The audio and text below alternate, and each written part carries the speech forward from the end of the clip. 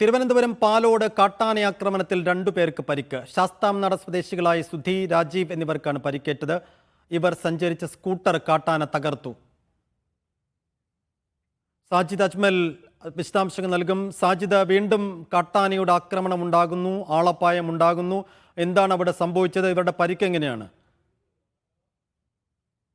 തിരുവനന്തപുരം പാലോട് മട്ടത്തറയിലാണ് കാട്ടാനയുടെ ആക്രമണം ഉണ്ടായത്. ഇന്ന് രാത്രിയിൽ വനത്തിന് ഉള്ളിലൂടെയുള്ള റോട്ടിലൂടെ സഞ്ചരിക്കുമ്പോഴാണ് കാട്ടാനയുടെ ആക്രമണം ഉണ്ടായത്. ഒറ്റയാൻ സ്കൂട്ടറിന് നേരെ പാഞ്ഞെടുക്കുകയും സ്കൂട്ടർ തകർക്കുകയും ചെയ്തു. ഇതിനിടെ ഓടുന്നതിനിടെയാണ് 2 പേർക്ക് പരിക്കേറ്റത്. രാജീവ്, സുധി എന്നീ ശാസ്താനട സ്വദേശികൾക്കാണ് പരിക്കേറ്റത്. ഇവർ സഞ്ചരിച്ചിരുന്ന ബൈക്കിന് നേരെ കാട്ടാന പാഞ്ഞ് അടുക്കുകയായിരുന്നു. ഏകദേശം ഒരാഴ്ച മുൻപാണ് ഇവിടെ നിന്ന് 8 കിലോമീറ്റർ ദൂരെയാണ് ഈ വനത്തിനകത്ത് ബാബു എന്ന വ്യക്തിയെ കാട്ടാന ചവിട്ടിക്കൊന്നത്. എന്നാലും കാട്ടാന ആക്രമണം ഈ മേഖലയിൽ വർദ്ധിച്ചു വരുന്നത് വലിയ ആശങ്കയോടെയാണ് പ്രദേശവാസികൾ നോക്കിക്കാണുന്നത്. ശരി സാജിദ്.